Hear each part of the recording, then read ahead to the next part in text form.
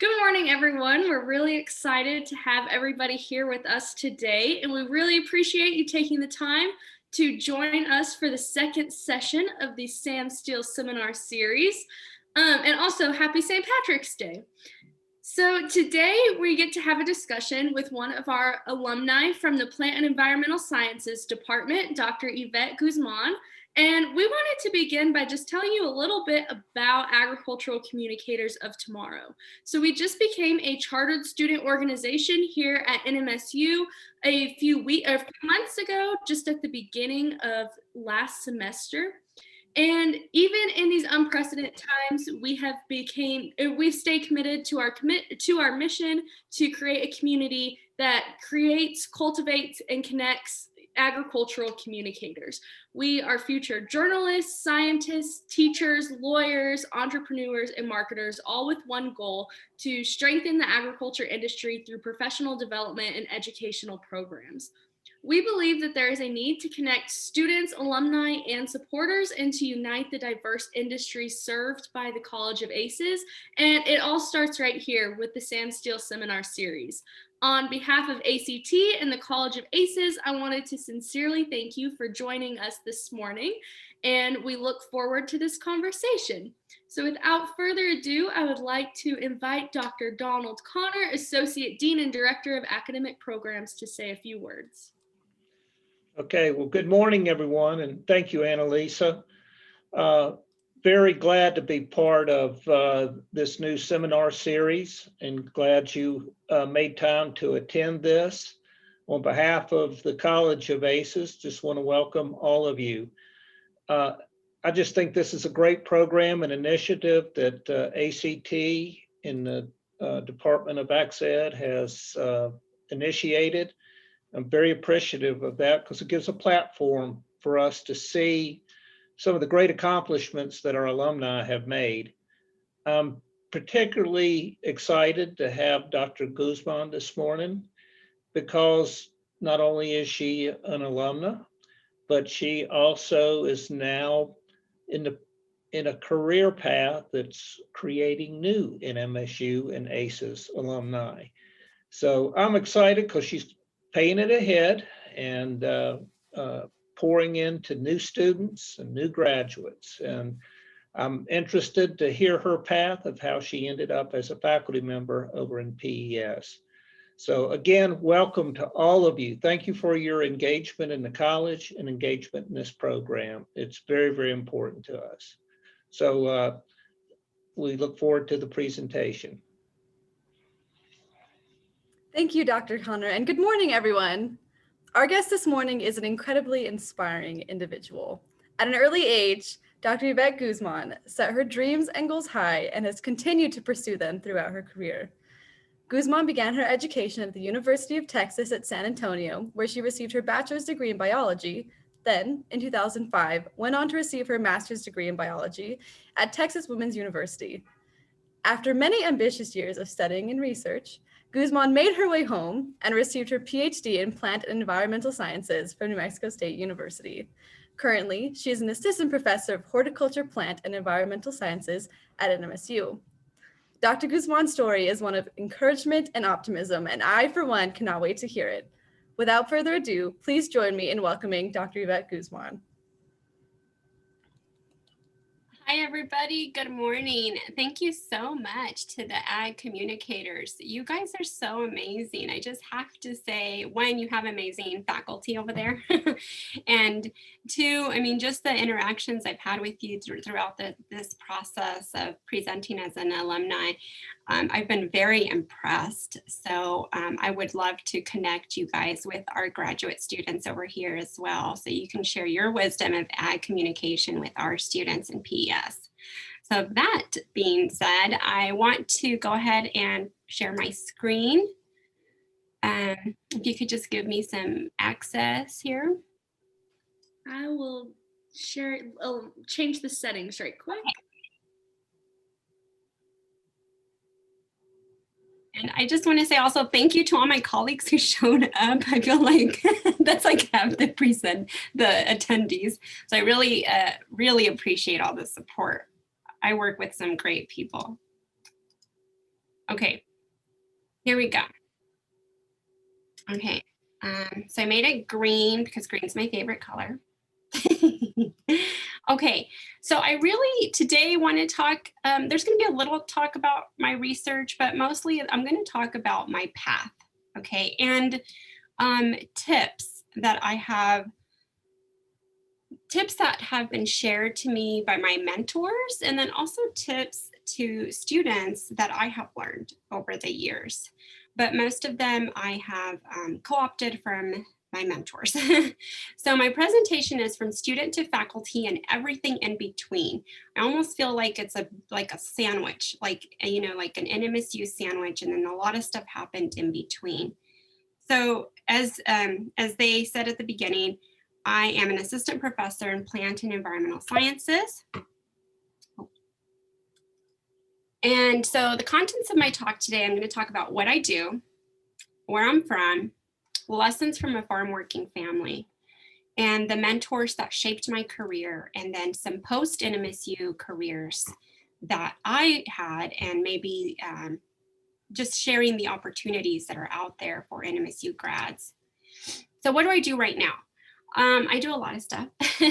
I'm a plant scientist, so I study plant chemistry, and I look at compounds that are produced by the plant and how plants use these compounds to survive in an arid environment like the one we're in. And then how do these same compounds help us? So I really am kind of like a plant compound investigator. I'm also an advisor.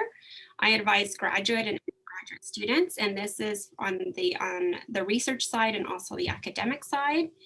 And I teach 2 courses, Introductory Plant Sciences and Medicinal Herbs. And I'm also program co-director for a program that's called Maximizing Access to Research Careers. This is an NIH-funded program. And I'm a co-director, the other co-directors, Dr. Graciela Unges in biology. And so together we run this program that funds 17 scholars, undergraduate scholars, to do research in a research lab here at NMSU. So you can see I do a wide array of things, and I would not have it any different. I am here because I want to do all of these things. So my program here is called the Farm to Cell Lab. This is my group that I work with. And so this is Hasti, Dr. Mozaffari. She's actually a postdoc in my group. She's a plant biochemist. This is actually her husband, but he was in the picture. And this is Maria. She's a master's student in horticulture. This is Adam Hopper next to her. He's an undergraduate senior. He's about to graduate this year, and he is probably going to go to the University of Maryland for a PhD in plant science in the fall. And this is Joe Wood. He is a PhD student. Srijana Dora, she's a PhD student, and Phil Lujan. So Phil's actually staff, but I am a co-advisor to both of their PhD programs along with Dr. Sonogo. I do have a little website here if you want to check out any of my publications, or if you're interested to see what kind of stuff I do. So my roots. So where am I from? Where did all of this began? So for me, it began in Durango, Mexico. So that's where I'm from. That's where I was born. And this is the little town I'm from. It's just like a little pipsqueak of a town in the middle of the Durango mountains. The town is called Santa Maria del Oro, which means St. Mary of the Gold, because there was a lot of gold mining and different types of mineral mining in that area. And so this is actually a recent picture. Well, before the pandemic, I went to visit the town and for Day of the Dead. So I have a lot of family that still lives there. And so I would try to go for Day of the Dead. Now with the pandemic, I haven't been. This is the plaza. So it's a very typical, very traditional small town in Mexico. And so my roots started there. This town is known for surprisingly chilies. I'm in chili country right here. But my roots, actually, there's a lot of Chile where I was born. And this is my grandmother here. She passed away in 2012, but my grandmother was an herbalist and she had a huge garden. She was a cheesemaker, herbalist, midwife. She did everything. How those small towns, there are really not a lot of doctors. And so she really practiced a lot of herbalism, which traditional herbalism. And I never thought it was anything special. I guess I took it for granted. When she would make her teas, or we would get sick and she would do all these healing things for us, I just really took it for granted, but I realized that it was actually shaping who I am now. And then, so we immigrated to the US when I was about 3 years old, and we moved to the panhandle of Texas. And I don't know if we have any panhandle of Texas, but I grew up in a small town called Dumas. And so every summer we worked in the fields. We were seasonal farm workers. And that also shaped who I was. And I never thought these things were special. They were just part of my life. There's field work. We worked, the whole family would go work. We'd all pile up in the back of a pickup truck at 4 a.m. and we'd drive to somebody's farm, and we would either pick weeds or do something. Mostly it was a lot of weeding from what I remember, but we were kids, and this was just part of life. I never questioned it. I never thought it was anything really special. So those are my roots. And I really found that all of these things had a greater impact than I expected. So that's really where my initiation of my love of plants started. So it was the traditional healing of plants that I grew up with, the daily contact with agriculture, and eating whole foods. So, I grew up in a very we didn't have fast foods. I mostly grew up in small towns, where there wasn't really a lot of fast food anyway, but very traditional cooking, whole foods. So all of that really shaped who I was. I mean, I don't think we ever had a microwave growing up, so we didn't do that. And so throughout the presentation, I'll be giving you tips. And so tip number 1 is find what you love. And sometimes these things find you, right? And you don't even know that these interests are finding you until one day you wake up and you're like 22 years old and you're like, oh my God, I think I want to be a plant biologist. So find what you love, and it may be something that you don't expect or things that you took for granted. And at any point while I'm talking, if you guys have any questions, please, I don't mind you guys interrupting me because I'm a talker and I could go on for a long time. So please interrupt if you have any questions. So my growth really began, as a plant biologist. It really began when I started my bachelor's in biology. So at this point in high school, I had an amazing biology teacher. She was just so awesome. I think she had a master's degree. And I was like, I love biology. I love nature, but I still didn't know I could do plants. So I did a pre-med. It was a pre-med path for my bachelor's at the University of Texas in San Antonio. And I took a couple of courses I thought would be fun. So I took plant taxonomy, ecology, and medicinal herbs. And that's when I realized plants. Duh, I could do plant biology. So I never really had a plant biologist I don't think I had ever really met a plant biologist. So I felt like I was kind of making it up as I went. And so after the BS, I started working as a temporary research technician at Texas Women's University in Denton, Texas, and which is where my family moved to when I was older, after Dumas. And so I started working as a temporary technician, and there was a faculty there, Dr. Uphouse, Linda Uphouse, and she said, you're already doing all this work. We have a program funded by NIH. It funds minorities in biomedical research. you would be a good fit.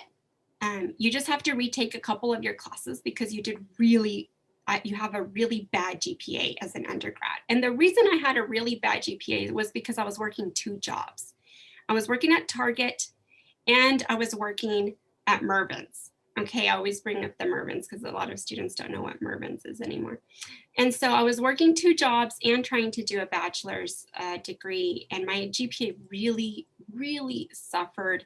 And so they said, okay, just retake a couple of classes that you need to get into the master's program, and then go ahead and do a master's in the work you're already doing. And the NIH MBRS program will fund you. And I thought, wow, this is amazing. And so then I realized you can't do it alone. Find mentors. I think as an undergrad, you know, UTSA is a big school. I got lost. I didn't really have any mentors. I was working 2 jobs. I was just trying to finish my degree. And so you can't do it alone. You have to find mentors. And that's true all the way, you know, from the time you're a child, you know, to the time you retire, and you need mentors all the way. And so at Texas Women's University, I was doing this really awesome project where we were looking at estrogens that plants produce. So plants, you know, plants don't have estrogen receptors like we do, like mammals make estrogen. Plants don't have a need for estrogen, but they make these compounds. This is genistein. This is actually a flavonoid up here. They make these compounds that bind to receptors in humans. And I was doing the assays in the lab. I was seeing how our extracts from mulberry, okay, all that terrible tree that's going to give us really bad allergies like in a week, that tree makes estrogens at the time of flowering.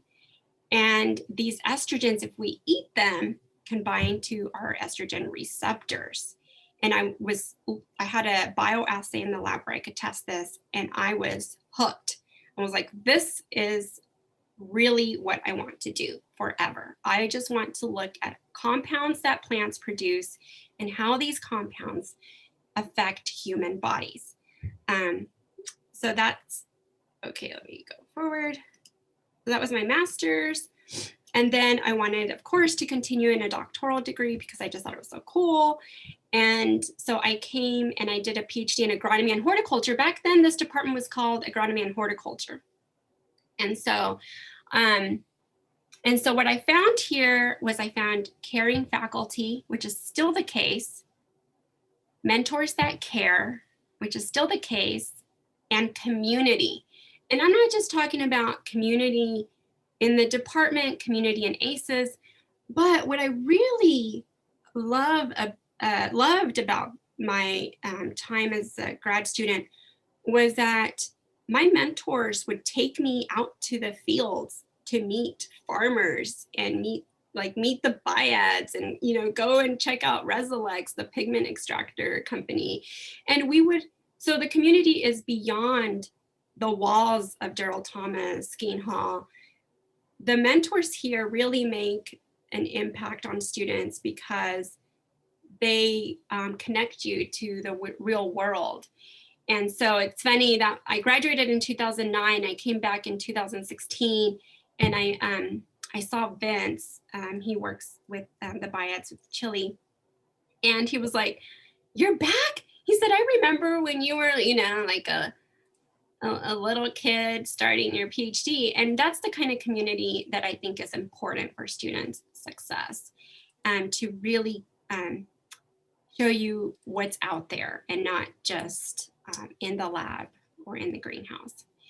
And so my project was, of course, chili. I looked at chili compounds. I also looked, I did some gene sequencing. I looked at some sequence variants, gene variants for some of these pathways that make these compounds that are good for our eyes, good for prevention of chronic disease. And so there was a lot of chemistry and a lot of molecular biology.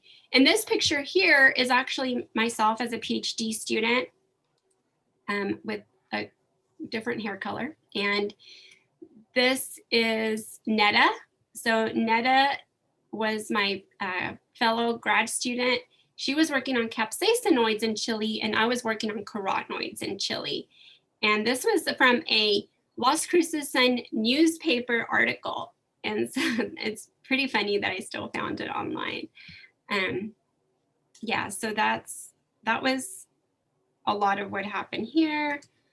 And so I do have to say some of the mentors that made a huge impact on me were the horticulture faculty in general, like our PS faculty, and I'm not even, well, horticulture faculty and also beyond. So the main ones were Dr. Mary O'Connell. So she was her and Dr. Paul Boslin were my co-advisors, and Dr. Champa Gopalan was on my committee. And these have all retired now. And also Dr. Elba Serrano in biology. So, in the molecular biology program and the NMSU RISE program. So the NMSU RISE program is also funded through the National Institutes of Health. You can see how it all connects at the end. And the RISE program funded some of my PhD. And so tip number 3, mentors aren't assigned, they are found. This is such a big one, I think, for students and for all of us, is that people can try to assign mentors to you, but that doesn't work. You have to find your mentor. You have to find somebody that understands you, and you have to find somebody that when you go have coffee with them and you leave the meeting, you feel amazing. You feel like you're gonna go and change the world. And that's what all of these mentors did to me. And sometimes it was tough love, but I still came out of there feeling great, even if they told me you're not doing enough. The way that they would say it, the way that they would communicate to me was so empowering. It was an empowering way instead of dismissive or a way that would put me down. And so mentors are not assigned, they are found. And the reason I say that, it was because when I first started at NMSU, I was actually working with another advisor. And 2 years into my program, she left. She went to the University of Wisconsin, and then I had no program and I had no funding, and I was about to quit. I was like, I'm just gonna quit. No one else here really is doing what I want to do. And that's why I say mentors aren't assigned, they are found. Because Dr. O'Connell and Dr. Boslin knew the situation I was in, and they said, you know what, you can finish your project this way with both of us. And it would include field and lab work. And so that's this tip number 3, I feel like is really important anyway. So don't feel bad and it's okay to have a mentor assigned to you and then you're like, yeah, I don't think that's gonna work. It's okay. Someone will come around that's going to be the right fit for you. So after that, I did a postdoc fellowship at North Carolina State University. And so again, great mentors. I don't know if we have any PhD students on here, but postdocs are amazing. I highly encourage a postdoc. It's a way to network. It's a way to find more mentors that work, mentors that don't work. And so at NC State, I did a lot of blueberry research, broccoli research, and cabbage, and pretty much everything grows in North Carolina.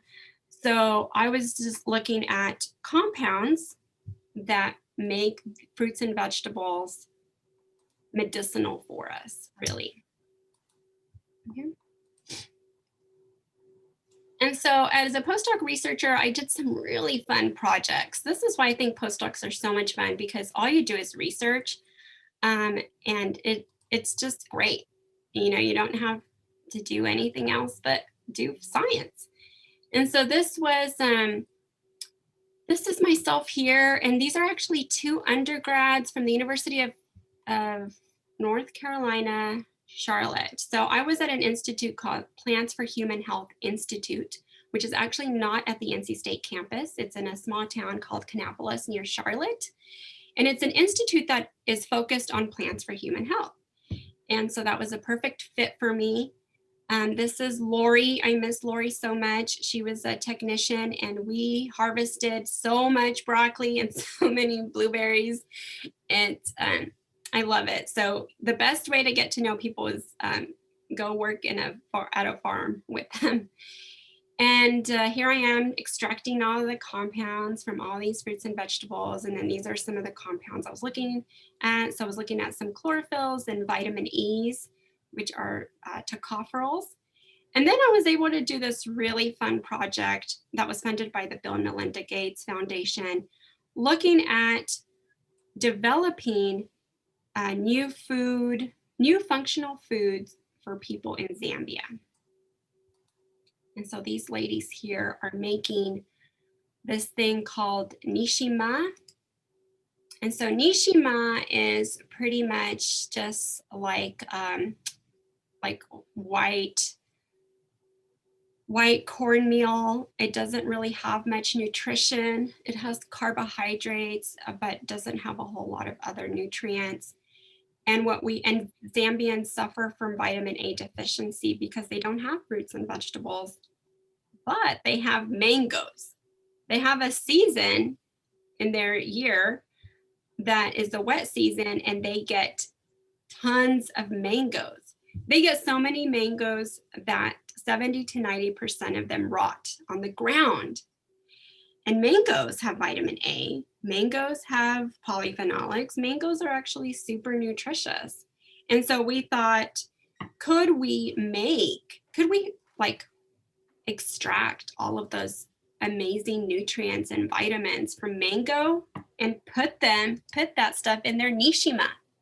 And yeah, we were able to find a method that's had a minimal instrumentation, and we extracted all of that yummy stuff, not the sugars. We left the sugars there, a lot of that yummy vitamins and polyphenolics. And we were able to produce 2 functional foods for them.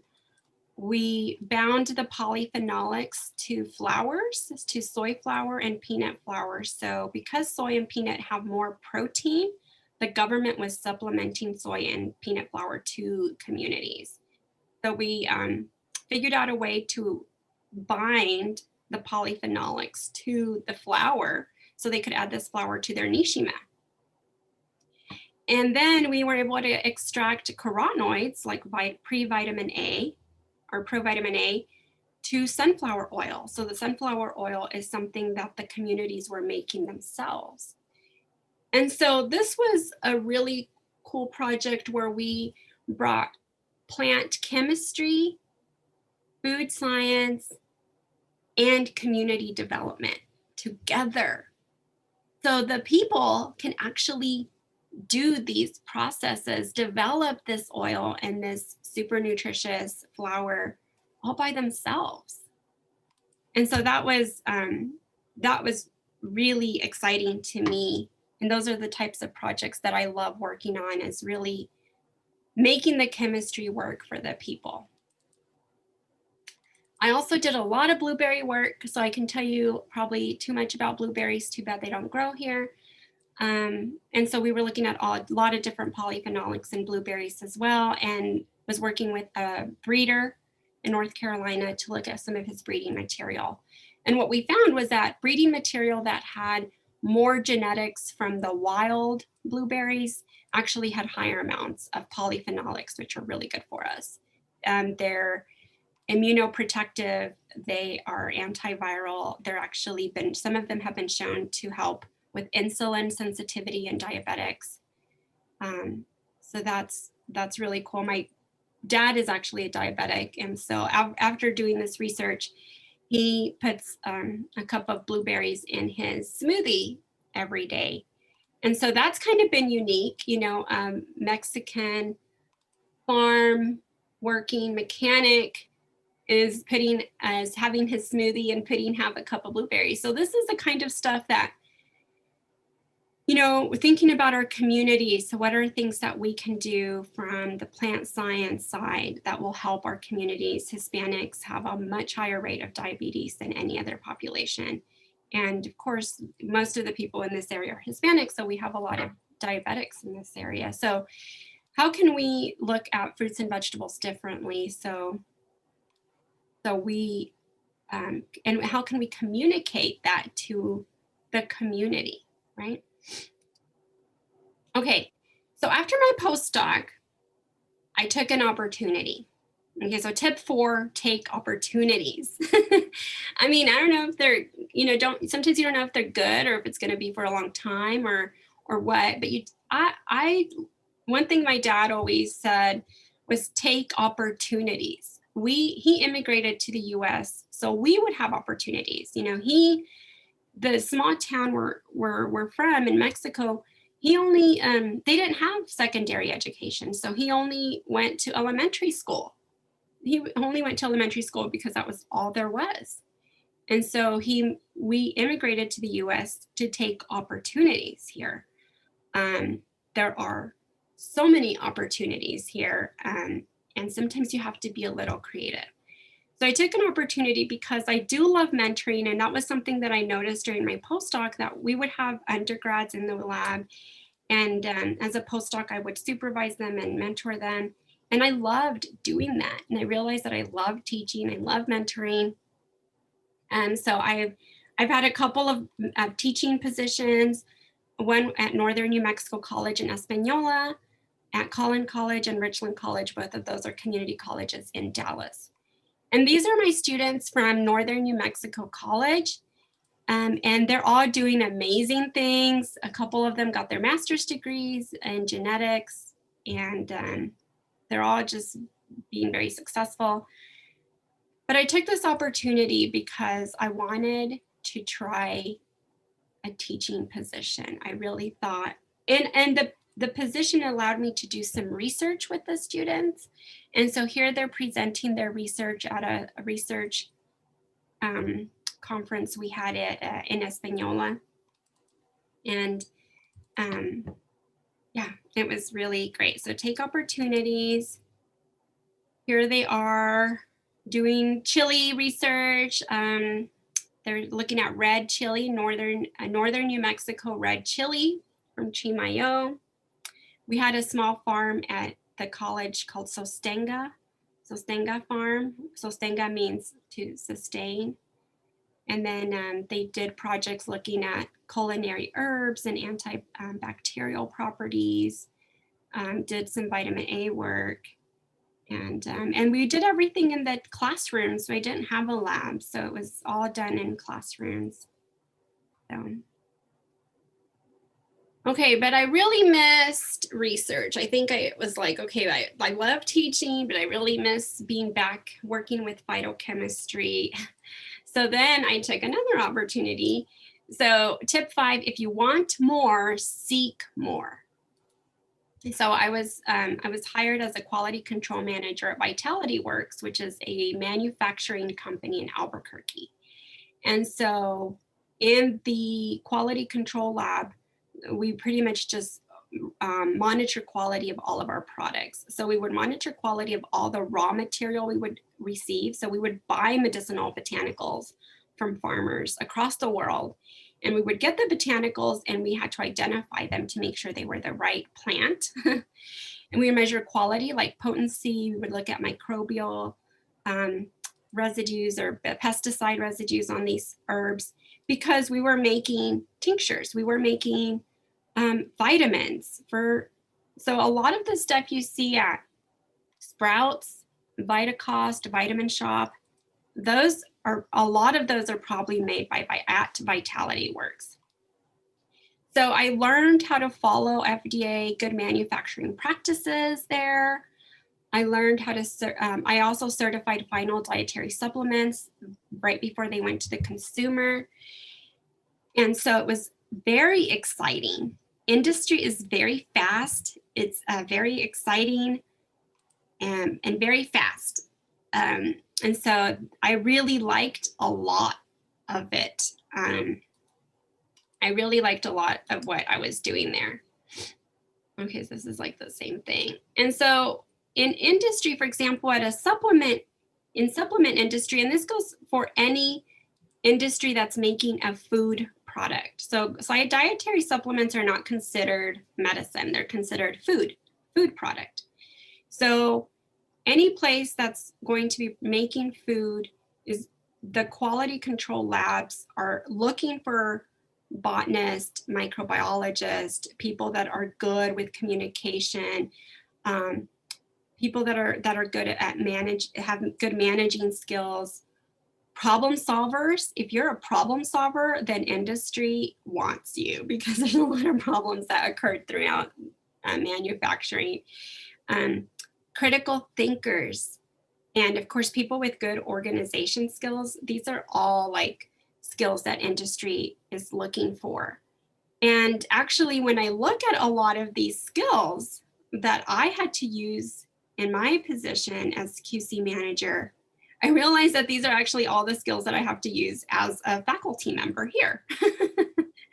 So what I'm saying is there's a lot of other skills also that you should be picking up at NMSU and learning here that will make you more employable in industry or in academia. Industry, I feel like, is maybe a little bit faster paced than academia when it comes to kicking out results. But it's a lot of the same skills, especially for the stuff that I do.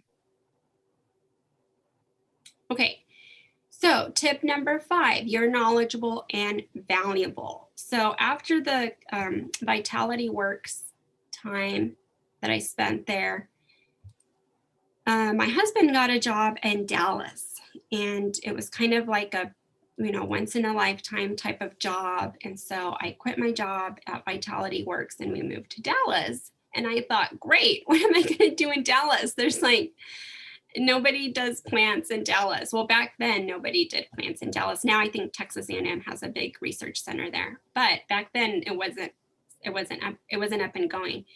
And I was like, man, what am I going to do in Dallas? It's like a lot of concrete. There are no plants here.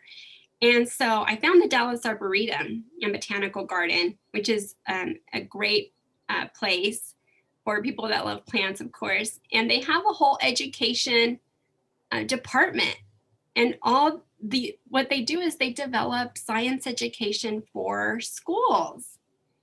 And I was like, well, I can do this. Like, I can do all of this, And so tip number 5, you're knowledgeable and you're valuable. And if remember that you have knowledge that others do not. I think a lot of the botanical knowledge I brought to the science department at the Arboretum was really good, because most of the people working there had like teaching degrees or something, and so I was the only one that actually had a plant background. So you're knowledgeable and valuable, and don't forget that. And sometimes you have to be creative as to how you apply your knowledge. Okay. And I've got billions of pictures from the Arboretum. If you're ever in Dallas, you have to go. Okay. So at NMSU, I get to do it all. Remember the first slide, I had all these things that I was doing at NMSU. Well, I love all of those things. I feel like I can be a really positive person. I always see like the value in every experience, which is going to be good or bad. But here at NMSU, I do it all. I do the teaching, I do the mentoring, I do the research, I do the community work, I do it all. And I feel like I could only do it all here at NMSU. This place, because of my experience as a PhD student, I know that I can do all of those things here. And so tip number 6, this is a tip from Dr. O'Connell. She says, and I'm probably paraphrasing it all wrong, but she says, an education doesn't teach you a discipline. It teaches you how to learn. It teaches you how to be a learner. It doesn't just teach you your discipline. And I think that is so important. And so I love coming back to this whenever I get stuck or I'm trying to do a research project, and I feel like maybe I shouldn't be doing that project because I don't have the discipline for it, or like the background for it. And I remember she's like, you can learn how to do it. Don't be afraid, just learn how to do it. So here at NMSU, I've done a lot of chili chemistry. And so we did a project where we screened a lot of different yellow chilies for this compound called lutein, which is really good for our eyesight and especially important right now since we're on the computer all the time. If you don't take a lutein supplement, eat more yellow chili in general. But there's a new variety that Dr. Boslin and I worked on, and Denise Kuhn, and actually Crystal Vargas was an undergrad. She was an undergraduate student. And so she was actually the one that found that this serrano here has really high amounts of lutein. And so this serrano is now the seeds are sold at the Chili Pepper Institute. And so it's called Numex Lauda lutein. Okay, and it's good for your eyes. What else do I like to do with chili? Taste. I like to taste chili.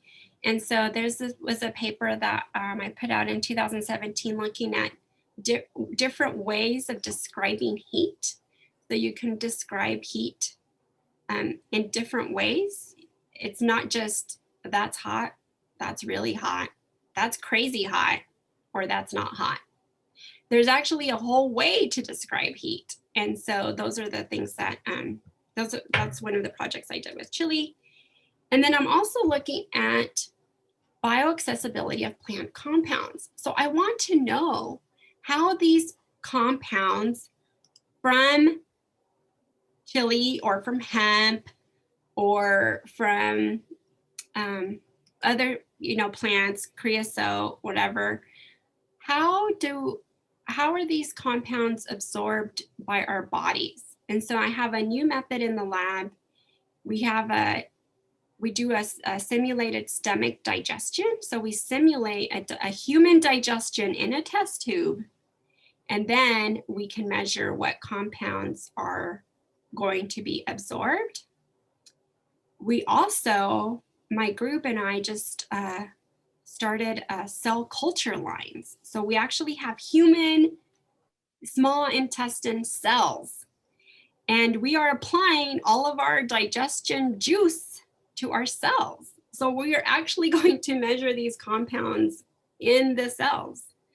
And so that's really taking it from farm to cell. So other stuff I'm interested in, onion physiology and how onions respond to environmental stress like drought, hemp cannabinoids, prickly pear, creosote chemistry, and then I teach these 2 courses. And I try to include a lot of my research in my courses so students know what is actually going on in plant research. And so these are all of the things I love. This is yerba mansa, which is a medicinal plant, mostly only found in New Mexico in the Southwest. Joe, these are people in my lab. This is my class, my medicinal herbs class. This was actually the week right before the pandemic started. This picture was like a couple of days before the school shut down. We made herbal medicinal honeys. So tip 7, this position can be very stressful. There's a lot of stressful things about it. But tip 7 is when you are feeling overwhelmed and defeated, stop and look back at all you have accomplished. This is actually a Dr. Boslin tip. Dr. Boslin said you just have to stop and look back and look at everything you have done. Okay, so it's okay. You're gonna be okay. Okay, so final tip, this is my tip to you, is don't settle. Your work is going to fill over 60% of your life. I think as an assistant professor, it's more like over 90% of your life. And the only way to do great work is to love what you do. And of course, my success to me, that I learned, and all these tips that I learned from my mentors, success to me means independence. That means like a research independence, being able to be creative in science, having an impact on students, being able to continuously learn, being able to mentor, and having a community impact. That's what success means to me. And so I think you have to figure out, what is your version of success? What are some things that are important to you? And you know, and once you know that, just keep following that passion until you reach your success. And so, of course, thank you very much. And so this was a quote from Cesar Chavez. I always put it in all my slides because it's something I really believe in. But it is, if you really want to make a friend, go to someone's house and eat with them. The people who give you their food give you their heart. And that's all I have for you today. Oops. Yeah. Thank you so much. That was a wonderful presentation. So I hope you guys enjoyed all my tips. Definitely. Well, now we'd like to go ahead and open up the floor for discussion or questions or anything that you'd like to ask Dr. Guzman.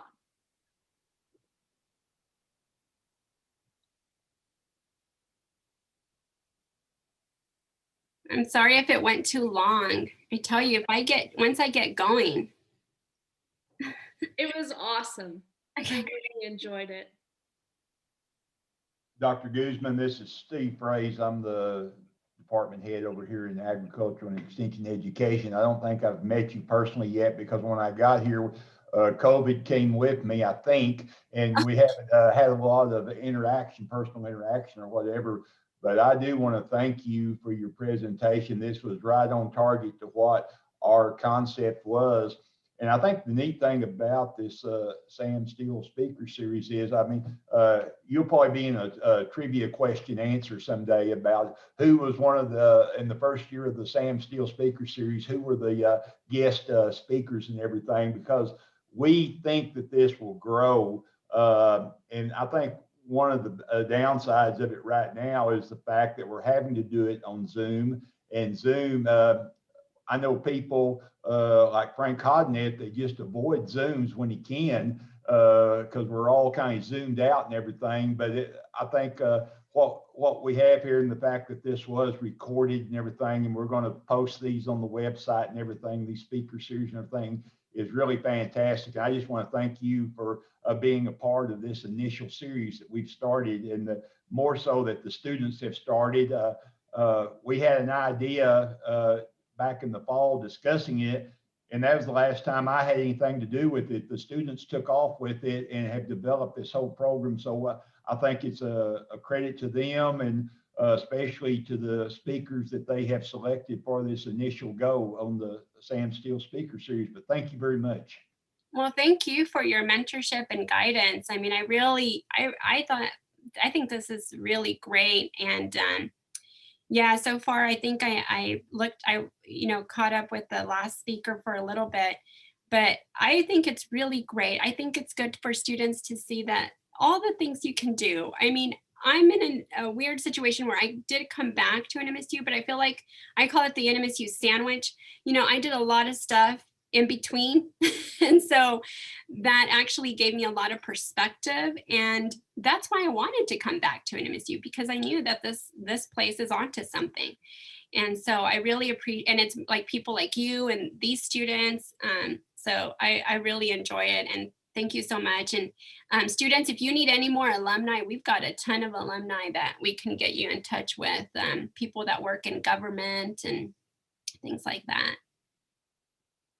Well, the fact that you went to Dumas High School and everything, and outside of Amarillo, Dumas is the metroplex of the Panhandle. So you referred to this small place. It's a large place as compared to most of the towns in the Panhandle outside of Amarillo.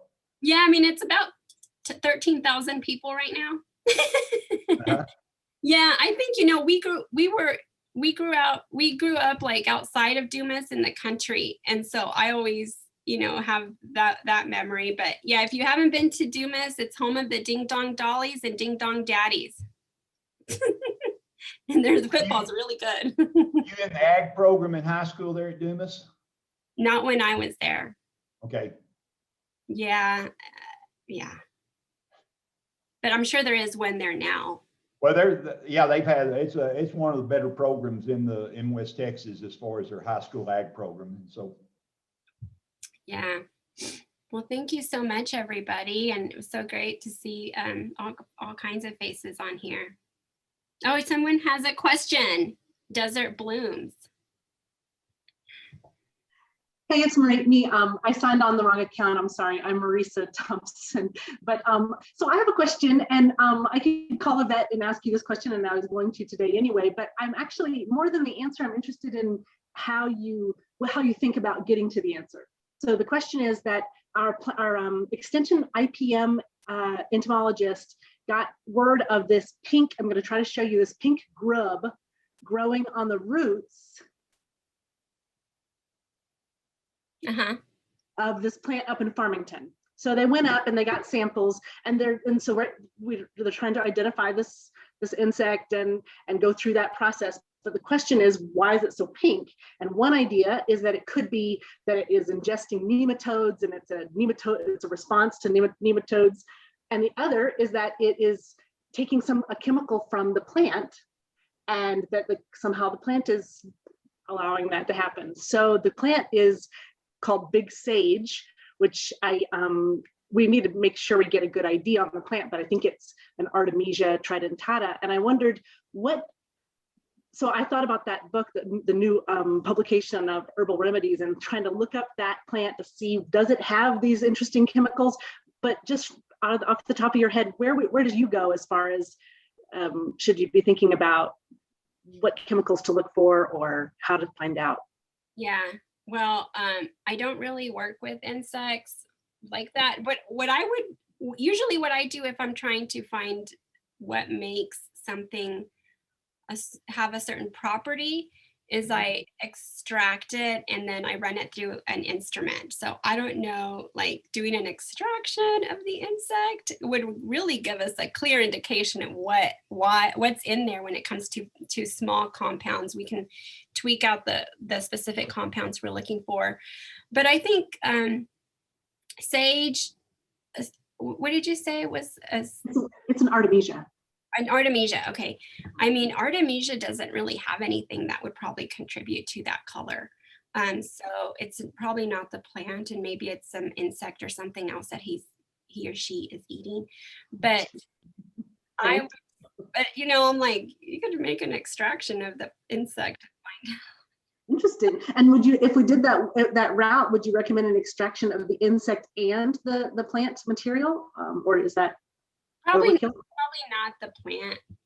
Okay. I mean, Artemisia, yeah, probably has some polyphenolics in there, but that would not be contributing, I think, to any of the color.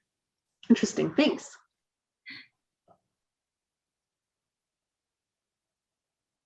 Thanks for a great talk too. Well, thank you for showing up. She's actually also an alumni of our department. So. Well, and I think if anybody has any other questions, or you have any questions about what I do, or if you're looking for a mentor, I know a lot of great mentors and professional advice, industry, feel free to reach out to me.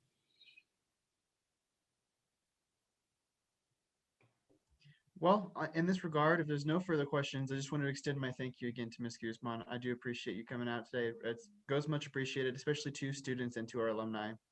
But just in case so we can get a little preface in our next round of our Sam Steele seminar series, if you'll please join us Friday, April 23rd at 9 a.m. We'll have Dr. Nathaniel Roybal, who's an animal science major, coming to speak to us.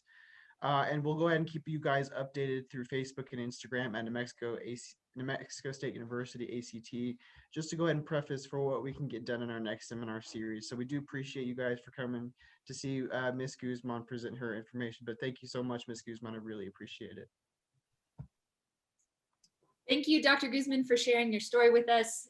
You were truly a fantastic example of what it means to take your passion and apply it for the benefit of others. So we really appreciate you sharing that story with us and sharing all of these wonderful tips. I know that they'll be beneficial to students and faculty as we go about making a difference in our community. So thank you for joining us today and for helping us create the standard for the Sam Steele Seminar Series.